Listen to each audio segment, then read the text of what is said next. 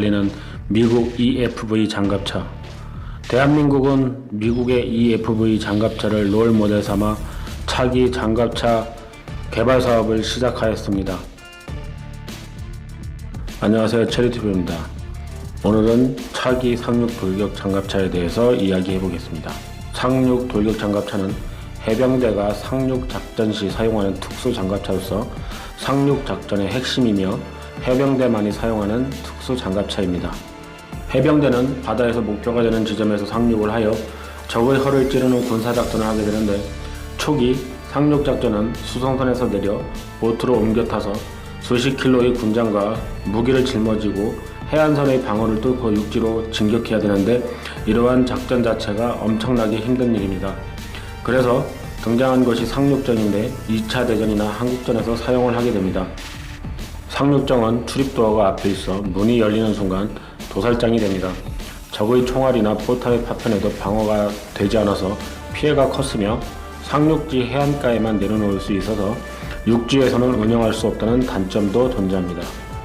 오늘날 해병대가 사용하는 미국에서 개발한 AAV는 1970년대에 개발되어 기존의 LVTP의 단점을 개선한 장갑차로서 지상에서는 72km의 속도로 운행하며 수상에서는 13km의 속도를 낼 수 있습니다. 수상에서는 워터제트를 이용하여 바다에서 이동하며 해병대원을 25명 수송할 수 있는 장갑차입니다. 2차 세계대전이나 한국전에서 초기 운용한 상륙정의 교훈을 얻어서 등장한 것이 수륙 양용 장갑차입니다. 바다에서도 자력으로 이동이 가능하고 해안선을 올라 땅에서도 장갑차처럼 이동이 가능하며 중기관총이나 포탄의 파편의 방어가 가능하고 장갑차 내 인원 또한 어느 정도 보호가 가능한 플랫폼입니다. 한국은 1988년 하나테크윈이 면허 생산해서 현재 운영 중에 있습니다. 작년 4월 방사청에선 기존 상륙 장갑차를 대체하는 차기 상륙 돌격 장갑차의 탐색 개발을 수행할 것이라고 밝히고 업체로 하나테크윈을 선정했습니다. 탐색 개발은 2018년부터 2022년까지이며 2028년 양산을 목표로 하고 있습니다. 현재 해병대는 미국 다음으로 가장 큰 규모이며 상륙차를 200여 대나 보유하고 있습니다. 현재 해병대가 보유하고 있는 돌격 장갑차는 이러한 교류에 맞지 않고, 그래서 차기 상륙 돌격 장갑차를 개발할 것입니다. 기존의 상륙 돌격 장갑차는 2차 대전 때 만들어진 교리를 해안 3-4km 떨어진 곳에서 상륙 장갑차가 발진하는데, 기존의 상륙 장갑차는 해병대를 전개 가능한 곳이 모래사장으로 제한되고 기습 상륙이 불가능해 적에게 대비할 시간과 엄청난 공격에 노출된다는 단점이 있습니다. 또한 기존의 장갑차는 수상 속도가 빠르지 않아 더욱더 상륙 작전 시 파괴될 확률이 높아집니다. 해병대가 상륙한다는 걸 적이 눈치채면 적은 상륙할 때 공격하는 것이 아니라 해안선에 상륙한 후 해안가에 많은 물자와 장비 군인들이 집결해서 밀집하게 될 때, 이럴 때 취약한 시점에 내륙으로 숨어 들어간 적이 곡사 화기를 이용해 공격하면 해안선에 밀집된 아군은 크나큰 피해를 입게 됩니다. 그래서 미국이 개발한 초수평선 상륙전 교리가 개발되는데, 이것은 바로 해안선 40km 밖에서 상륙하는 개념입니다. 해안선 멀리서 상륙하면 지대한 미사일 이하 해안포로부터 상륙함을 보호할 수 있기 때문입니다. 그런데 기존의 상륙 장갑차로는 수상 속도가 7노트밖에 되지 않아서 40km 밖에서 출발할 경우 엄청난 시간이 걸리고, 또한 내부에 탑승한 해병대원이 파도 때문에 엄청 지쳐버리는 일이 발생합니다. 그리고 속도가 느려서 포 사격에 노출돼 전멸될 확률이 높아집니다. 이러한 개념으로 연구를 시작했는데 점점 대한미사일 성능이 좋아져 150km의 사정거리를 가지게 되며 상륙함이 보이면 그대로 찾아서 타격을 하니 미국이 개발하는 상륙 장갑차가 무용지물이 되어버립니다.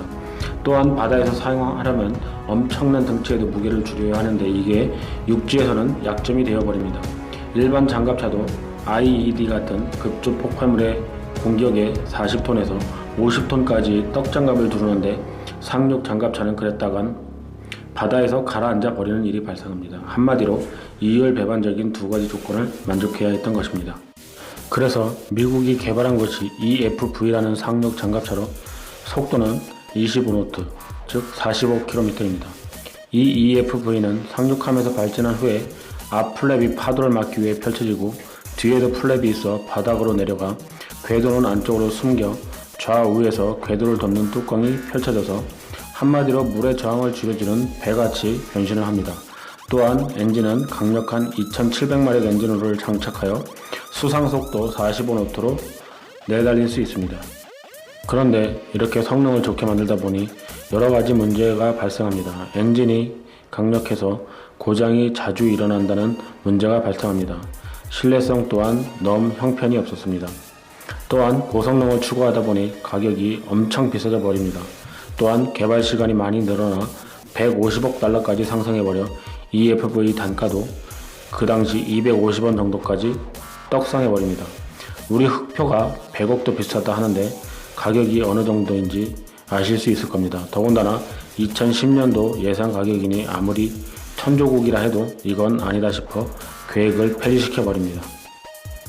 그래서 미국은 값이 폭등해버린 EFV 장갑차를 당시 러버트 게이츠 국방장관이 2011년 취소시켜버리고 현재는 ACV 사업으로 바뀌어 해상에서의 속도가 8노트로 평범해져 버리는 궤도가 없는 장갑차 형식으로 바뀌어 2022년까지 배치할 예정입니다. 반면 중국에선 미국과 같이 혁신적인 상륙 장갑차가 당시 중국의 기술력으로는 어렵다고 판단해서 97식 보병 전투 차량을 재설계한 ZTD-05, 즉 05식 양서 돌격차를 개발해 배치하였습니다.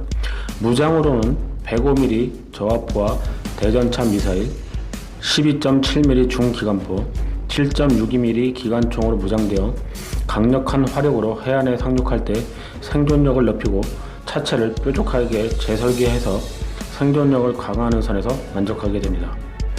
결론적으로 미국의 최고 성능인 EFV가 엎어지고 중국의 05식 양서 장갑차가 적절한 성능의 개발에 성공한 장갑차가 되었습니다. 세계에서 두 번째로 많은 상륙 장갑차를 운영 중인 대한민국은 2015년부터 기존 상륙 장갑차를 원형으로 신형 장갑차를 개발한다고 보도하였습니다. 신형 엔진을 얹어 기존 수상 속도를 13km에서 20km의 속도로 향상되었으며 40mm 유탄 발사기, 12.7mm K6 중기관총, 40mm CTA 기관포를 탑재할 예정입니다. 엔진 또한 K2 흑표 전차에 사용된 1500마력의 파워팩을 사용할 예정으로 무리한 속도로 엔진을 2700마력을 얹어 기술적으로 모험을 하다가 실패한 미국 EFV 장갑차를 실패를 답습하지 않고 1500마력으로 상정한 것은 현명한 판단이라 생각됩니다. 그런데 2019년 아덱스에서 관계자들은 2700마력 엔진까지도 수입해서 장착할 수 있으며 수상 속도 또한 20km가 아닌 그 이상으로 높아질 가능성도 있다고 합니다. 우리나라는 여차하면 차기 상륙 장갑차를 이용해서 북한으로 바로 넘어갈 수 있으니 전략적 효과는 충분하다고 할 수 있습니다. 일본 또한 기존 우리와 같은 상륙 장갑차를 미국으로부터 소량 도입해서 센카쿠 열도 문제에 대응해서 해병대도 창설하고 상륙차도 도입했습니다. 일본도 MAV라는 상륙 장갑차를 개발하고 있습니다. 일본 미쓰비시가 개발하는 MAV도 미국 EFV와 비슷한데 이 체계도 수상주행 시 저항을 덜 받기 위해 변신을 하고 20에서 25노트까지 속도를 낸다고 합니다. 미국이 엎어버린 EFV와 비슷한 개념이라 이것도 굉장히 복잡하게 만들어진다고 합니다. 이러한 사업을 미국이 눈여겨보고 있다고 합니다. 과연 성공할 수 있을지 지켜볼 일입니다. 우리나라가 개발을 시작하는 차기 상륙 돌격 장갑차는 수상 속도가 미국 EFV의 반이고 또한 EFV에서 쓰려고 만든 독일제 MTU 엔진이 있어서 그것을 손봐서 넣는다고 합니다.